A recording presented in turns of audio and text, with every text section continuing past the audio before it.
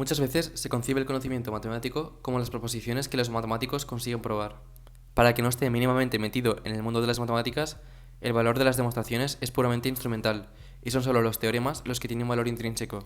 Pues este vídeo trata de cuestionar esta concepción.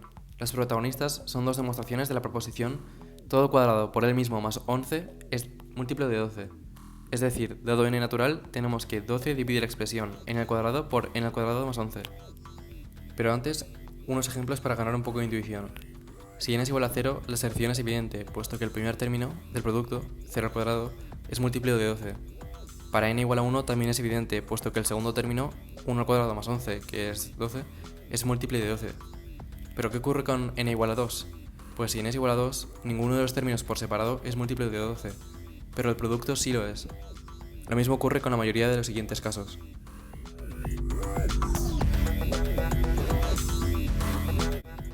Para la primera demostración, intentemos identificar algún múltiplo de 12 en la expresión. No hay ninguno evidente, pero observemos que 11 casi lo es. De hecho, está a 1 de ser múltiplo de 12, puesto que es 12 menos 1. Si ahora sustituimos y distribuimos, nos sale la siguiente suma de términos. Ahora bien, 12n al cuadrado es claramente múltiplo de 12, con lo cual tan solo queda probar que n al cuadrado por n al cuadrado menos 1 también es múltiplo de 12, puesto que la suma de múltiplos es múltiplo. El siguiente paso es observar que podemos descomponer el factor n al cuadrado menos 1 como n más 1 por n menos 1, usando la identidad notable de la diferencia de cuadrados.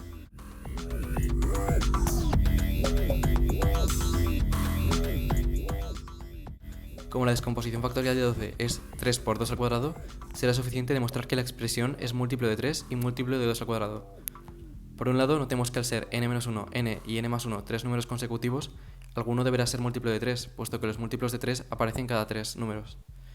Así, el producto también será múltiplo de 3, con lo que queda garantizada la divisibilidad por 3. Ahora bien, si n es par, n también lo será, con lo que el producto total será doblemente par, o lo que es lo mismo, múltiplo de 2 al cuadrado. De lo contrario, si n fuese impar, n-1 y n más 1 serían ambos pares, con lo que el producto volvería a ser múltiplo de 2 al cuadrado. Por ello, queda finalmente garantizada la divisibilidad por 12. Esta prueba es rápida, sencilla y elegante. De hecho, es tan evidente que resulta hasta insultante. Habrá muchas formas de probar la dicha proposición, pero pocas serán tan simples como esta, ¿no? Así que, ¿cómo será la segunda demostración?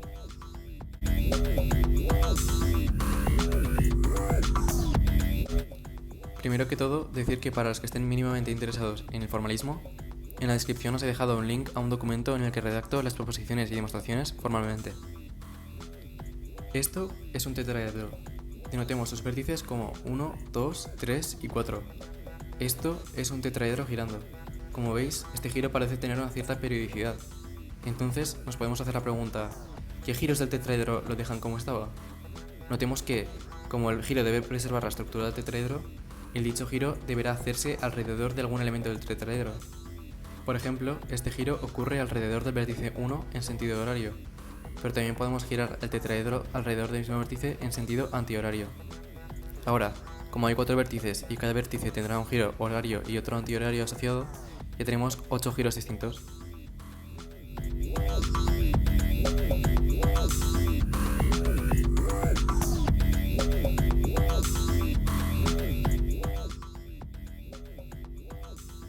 También podemos girar alrededor de aristas. Por ejemplo, este giro ocurre alrededor de la arista 1,4 en sentido horario. En el sentido antihorario resultaría el mismo giro, puesto que es de 180 grados. Así, como hay 6 aristas en un tetraedro, ya tenemos 6 giros distintos más, ¿no? Hay una pequeña pega, y es que girar alrededor de las aristas inferiores es lo mismo que girar alrededor de las aristas superiores opuestas. Por tanto, en realidad, tenemos la mitad de 6, que son 3, ya que las aristas opuestas tienen el mismo giro. Así, asociaremos los giros de arista a las aristas superiores.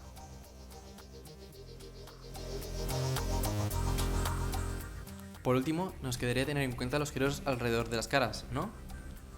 Pues resulta que no, puesto que girar alrededor de una cara es lo mismo que girar alrededor del vértice que la opone. Así, los giros de cara son los mismos que los giros de vértice, que ya los hemos contado. ¿Y ya están todos? ¿Son 11 giros? ¿8 de vértice y 3 de arista? Pues casi. Solo nos hemos dejado uno, el giro trivial, que es no hacer nada.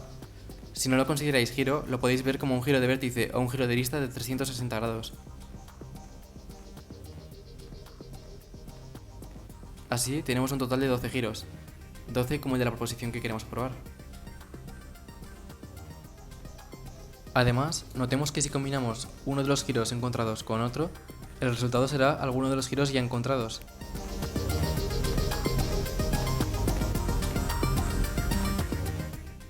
También, todo giro tiene inverso, o lo que es lo mismo, tiene algún giro que lo deshace. Los de vértice tienen relación horario-antihorario, y los de arista y la identidad sí tienen a ellos mismos como giro inverso. En matemáticas se dice que el conjunto de giros tetraédricos tienen estructura de grupo. Bien, pero ¿y los colores? ¿Qué quiere decir que los tetraedros sean coloridos? Pues básicamente diremos que un tetraedro es colorido si tiene las caras pintadas. Dos caras pueden tener el mismo color o no, es decir, se admiten repeticiones de color. Y también nos importa la presentación. Por ejemplo, estos dos tetraedros no son el mismo tetraedro, puesto que las presentaciones no se corresponden. Eso sí, en este caso sí que diremos que son rotacionalmente equivalentes, puesto que, aunque tengan distinta presentación, podemos girar alguno de ellos para hacerlas coincidir.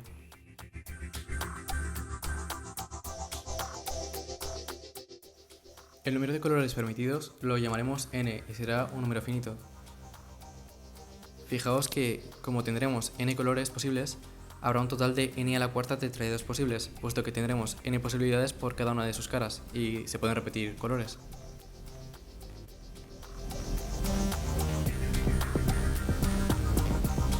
Dado un tetraedro colorido giratorio, definiríamos su clase como el conjunto de tetraedros coloridos giratorios rotacionalmente equivalentes a este.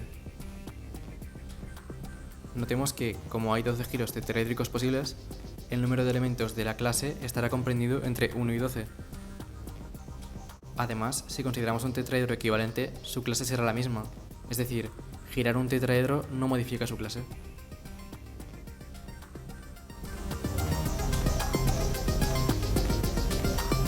Dado un tetraedro, cabe la posibilidad de que algún giro lo deje igual.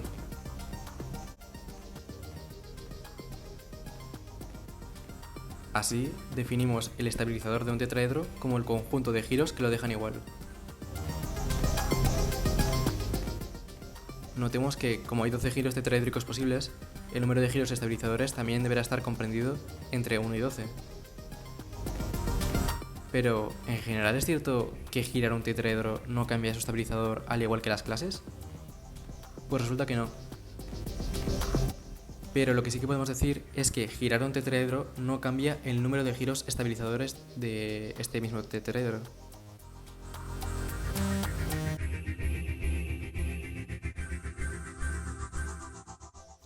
Ahora vamos a demostrar que el número de tetraedros rotacionalmente equivalentes a un tetraedro dado por el número de giros estabilizadores de este coincide precisamente con el número de giros posibles, que en nuestro caso es 12. Por ejemplo, cojamos este tetraedro. Tiene 4 tetraedros rotacionalmente equivalentes y tiene 3 giros estabilizadores. Así, en efecto, el producto 4 por 3 resultan 12. Pero, ¿esto por qué es? A priori, la noción de clase y la noción de giros estabilizadores no tienen nada que ver, ¿no? Pues sí tienen que ver. De hecho, podríamos decir que son nociones ortogonales, puesto que la clase se centra en las formas posibles de cambiar un tetraedro mediante giros y el estabilizador se centra en las formas de fijarlo mediante giros. Además, ambos están comprendidos entre 1 y 12, y si hay muchas formas de cambiar un tetraedro, habrá pocas formas de dejarlo igual, y viceversa. Por tanto, este resultado tampoco es tan sorprendente, ya que en última instancia está describiendo esta misma relación de ortogonalidad. Pero antes de demostrarlo rigurosamente, intentemos demostrar algo más intuitivo. ¿Cuántos números de 2 dígitos tienen dígito de las decenas par y dígito de las unidades divisible por 4 como el 24? Fijémonos que, como el número debe ser de 2 cifras, está totalmente caracterizado por el dígito de las decenas y el dígito de las unidades. Así, como hay 4 dígitos de las decenas pares posibles y 3 dígitos de las unidades divisibles por 4 posibles, habrá un total de 4 por 3, es decir, 12, números de 2 cifras que satisfagan a dicha condición. Esta estrategia será la que usaremos para demostrar el principio clase estabilizador, donde las cifras de las decenas serán los elementos de la clase y las cifras de las unidades serán los giros estabilizadores. Ahora sí, dado un tetraedro colorido, consideremos los elementos de su clase, los 12 giros posibles y, en particular, sus giros estabilizadores. Ahora asociamos a cada tetraedro de la clase Un giro tal que, al aplicarlo sobre el original, se obtenga el respectivo tetraedro. Llamémoslos giros representantes. Introduzcamos también la siguiente notación. Como ya sabemos representar a los tetraedros en función de giros representantes, ya podremos compararlo con todos los giros. Además, la notación funciona también de la forma en la que se muestra en pantalla. Ahora os propongo el siguiente planteamiento. Si elijo un giro de los 12 que hay y os pido que lo adivinéis basándoos solamente en cómo actúa sobre el tetraedro original, ¿cómo lo haríais? Supongamos que transforma a t en x. Si estuviésemos despistados, podríamos decir que el giro es el representante asociado a x, ya que este también transforma a t en x. Pero esto es falso en general, puesto que puede haber más de un giro que transforme a t en x. En analogía con el caso anterior, no podríais adivinar un número de 2 cifras sabiendo únicamente la cifra de las decenas. Otra forma un poco extraña de expresar que g no tiene por qué ser el representante sería decir que si deshiciésemos g como si fuese el representante, no tendríamos por qué obtener el giro de identidad. Aún así, ¿qué podemos decir sobre el giro que resulta de deshacer g como si fuese el giro representante? Denominemos este nuevo giro por h. Bueno, como g transforma a t en x y el giro representante invertido transforma a x en t, la composición de los giros h transformará a t en t. Por tanto, h será un giro fijador de t. Y, usando la notación introducida, lo podremos denotar como hj para alguna j. Bien, pues si ahora pasamos el giro representante al otro lado de la ecuación, concluimos que para todo giro g que transforma a t en x, existirá un giro estabilizador hj que nos permita tratar a g como si fuese el giro representante asociado a x. Así, por lo que hemos visto, como todo giro determina unímicamente un par representante-estabilizador, todo par representante-estabilizador determina unímicamente un giro y hay tantos giros representantes como elementos en la clase, queda demostrado el lema que queríamos demostrar.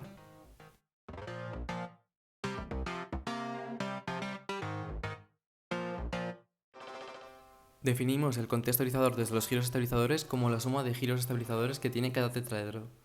Por ejemplo, si tenemos los siguientes 3 tetraedros con 2, 3 y un giro estabilizador asociado respectivamente, el conteo estabilizador sobre estos 3 tetraedros será la suma 2 más 3 más 1, que es 6.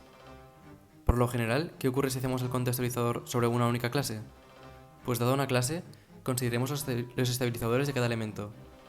Antes hemos visto que todos los elementos de la misma clase tendrán el mismo número de giros estabilizadores asociados, puesto que los giros no lo cambian. Así, si lo sumamos, obtendremos el número de elementos de clase por el número de giros estabilizadores de cualquier elemento. Por tanto, por el principio de clase estabilizador, el conteo estabilizador sobre una clase resultará siempre en 12.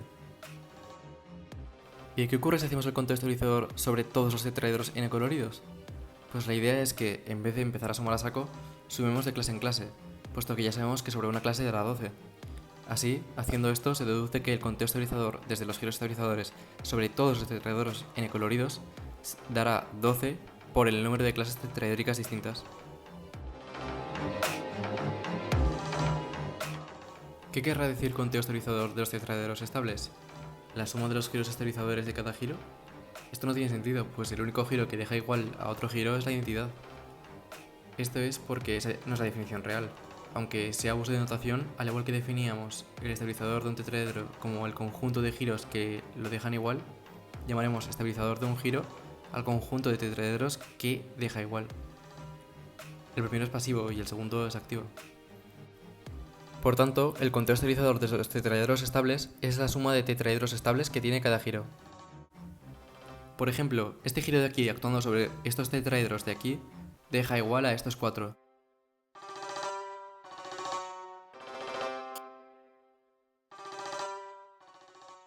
Por lo que su estabilizador son estos mismos 4 tetraedros. Ahora, ¿qué ocurre si hacemos el conteo estabilizador sobre los 12 giros de los tetraedros n coloridos? Por un lado, la identidad deja igual a todo el mundo, y como hay en la cuarta tetraedros n coloridos distintos, el estabilizador de la identidad tendrá n a la cuarta elementos.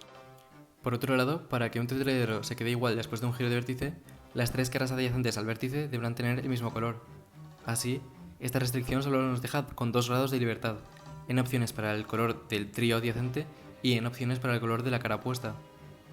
Por último, para que un tetraedro se quede igual después de un giro de arista, las 2 caras adyacentes a la arista deberán tener el mismo color, y lo mismo para las dos caras opuestas. Mismamente, esta restricción solo nos deja con 2 grados de libertad, en opciones para el color del par adyacente y en opciones para el color del par opuesto. Si ahora sumamos, tendremos una vez n a la cuarta por la identidad, más 8 veces n al cuadrado por los giros de vértice, más 3 veces n al cuadrado por los giros de arista. Si ahora operamos, obtendremos mágicamente n al cuadrado por n al cuadrado más 11.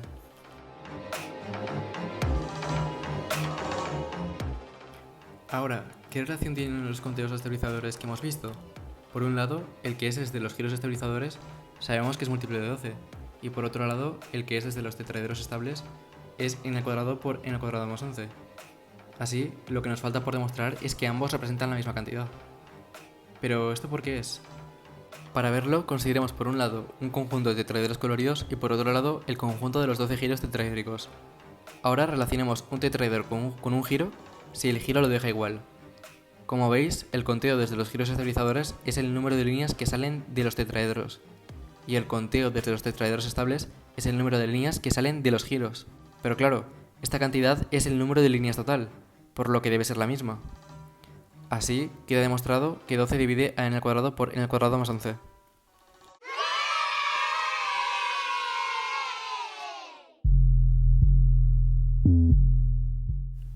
Estamos de acuerdo en que la primera demostración es mucho más directa y esperable que la segunda. Claro, lo esperable es probar una sección de los números naturales razonando desde el mundo de los números naturales. Sin embargo, lo mágico de la segunda demostración es que hemos invocado un mundo, el de los tetraedros coloridos giratorios, que a priori no tiene nada que ver con los números naturales. ¿Y qué podemos extraer de esto? Por un lado, esto corrobora claramente que los distintos campos del saber matemático están interconectados. Cualquier visión de las matemáticas como un saber totalmente taxonómico pierde la noción de unicidad que tan persistentemente las subyace. Esto también significa que el conocimiento matemático no es solamente el conjunto de proposiciones probadas, sino que también lo son las demostraciones, puesto que estas son las que manifiestan y nos hacen conocedores del carácter unitivo de la matemática. Por otro lado, estas dos demostraciones también chocan con el carácter burocrático que suelen asociar a las matemáticas las personas que no están mínimamente familiarizadas con este mundo.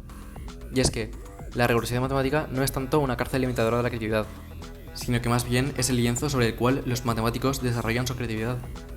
¿Diríais que el lienzo limita la creatividad del pintor? Pues del mismo modo, la rigurosidad matemática no limita la creatividad matemática, sino que la permite. Y hasta aquí el vídeo de hoy.